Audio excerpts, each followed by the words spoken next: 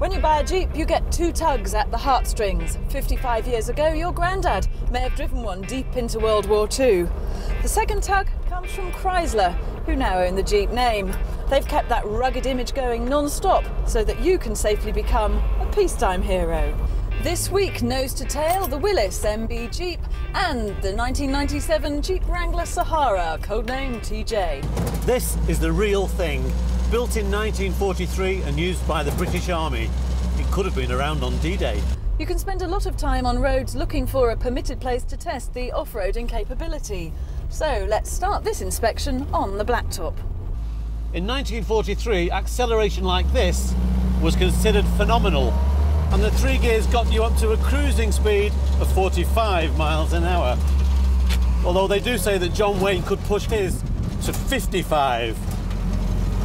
With a ride like this, you need true grit and a back brace. Mind you, it handles really well, with incredibly responsive steering that just dares you to chuck it around. And all these were left-hand drive, presumably so you can enjoy driving on the continent. After the war, civilians quickly became soft, and general criticisms of all generations of Jeep was that they were too Spartan, too harsh on the road. So, half a century on, Chrysler is finally introducing coil-sprung suspension. And it helps a lot, though on less than silken roads, you still retain that short wheelbase feel of a well-sprung rocking horse. Still, a long and leggy fifth gear smooths things out very nicely on the motorway, just 2,000 revs at 70. And as for speed, that old-fashioned 4-litre up there would top 100 with ease for those mad and bad enough to risk their licence. Side by side, you can see how carefully the signature of the original survives. The grille, the rounded headlights, the distinctive bumpers. The star on the bonnet? Well, that was to let the Allied pilots know whose side you were on. In 1991, Jeep made a big styling mistake, which triggered off an American t-shirt protest. Real Jeeps don't have square headlights.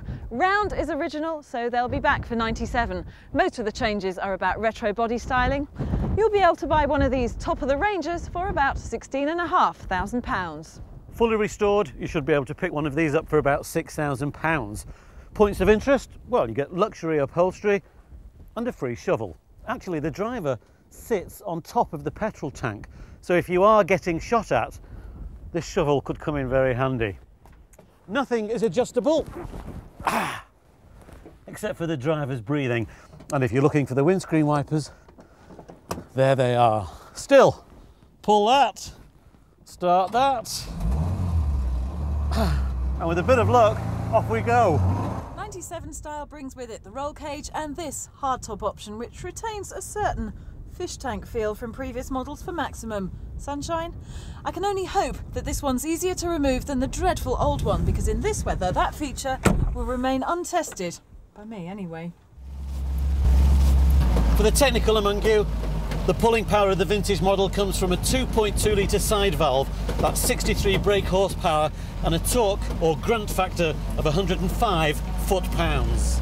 Now with an engine almost twice as big, the Wrangler has twice the torque and 174 brake horsepower. It feels like it. Of course, there's high and low ratio 4x4, but my favourite feature is this gearbox. It's straight down for first, reminds me of the old Ford Pop, but if there's any trouble ahead, whack it straight up for reverse, and off you go backwards. Where's that shovel?